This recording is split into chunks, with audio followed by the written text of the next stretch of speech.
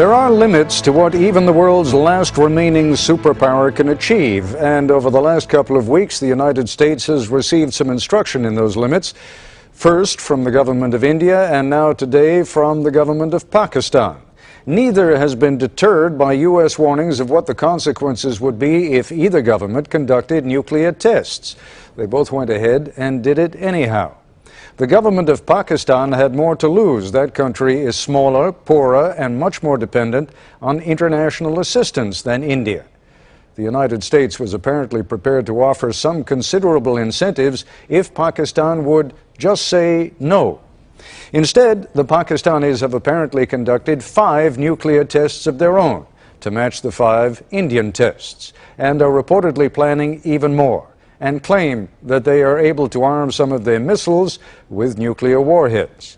There is some doubt in U.S. military circles whether the Pakistanis actually have that capability, but then as late as last night, one senior U.S. diplomat was confidently predicting that Pakistan wouldn't conduct any nuclear tests. And when the Indians conducted theirs a couple of weeks ago, the U.S. government was caught totally off guard. Well, here's more now from Nightline correspondent Chris Bury. The cheering in Pakistan today is another vivid reminder that domestic politics trumps international pressure when it comes to building the bomb. Pakistan!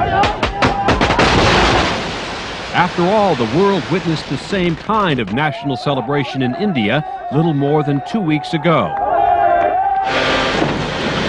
India's detonations then of 5 nuclear devices have now apparently been matched blast for blast by its bitter enemy. Our hand was forced by the present Indian leadership's reckless actions. Today, Pakistan's prime minister told his country, "We have settled the score with India. We have made 5 nuclear explosions." We could not have remained complacent about threats to our security.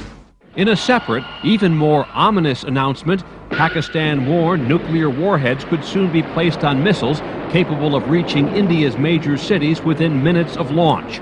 But how seriously should we take the latest developments in the Asian arms race? If Pakistan does what it says it's going to do, deploy missiles with nuclear warheads, and India follows suit, this will become the most dangerous and unstable military confrontation, certainly since the end of the Cold War and probably since the Cuban Missile Crisis of 1962. Pakistan is some distance away from being a proper, fully-fledged nuclear power. There's a lot of technology that has to be developed from exploding a nuclear weapon to actually weaponizing it, to actually creating a device that's stable and can fit perhaps in the warhead of a missile. In Washington, President Clinton, who had made a midnight plea to Pakistan's prime minister, was clearly disappointed. By failing to exercise restraint and responding to the Indian test, Pakistan lost a truly priceless opportunity to strengthen its own security, to improve its political standing in the eyes of the world. And although Pakistan was not the first to test, 2 wrongs don't make a right. Like India, Pakistan now faces automatic U.S. sanctions that could cut off hundreds of millions in international aid. But unlike India, Pakistan does not have an economy strong enough to withstand a heavy blow. Today, Pakistan declared a state of emergency to prepare for a possible economic disaster. The Pakistan economy is already wobbling. They had severe problems before this crisis. This is probably going to push it over the edge, and this raises some very serious security problems. Do we want a destabilized Pakistan with nuclear weapons? For Pakistan and India, of course, neither the stick of American sanctions nor the carrot of additional U.S. aid was enough to stop the nuclear tests. That is an embarrassing setback for President Clinton, whose many personal pleas fell on deaf ears. But the nuclear detonations also shatter any illusion that the United States or other members of the old nuclear club have any real control over who joins today. And I ask Pakistan to exercise restraint to avoid a perilous nuclear arms race. There's no question that we are in the process of losing our ability to control the whole proliferation problem. John Mearsheimer, a political scientist at the University of Chicago, believes the U.S. is now essentially impotent to halt the spread of nuclear weapons. At the Group of 8, or G8 summit this month, President Clinton could not convince key allies to even support economic sanctions against India. We saw this problem for the first time in Iraq, and we saw it recently with regard to India.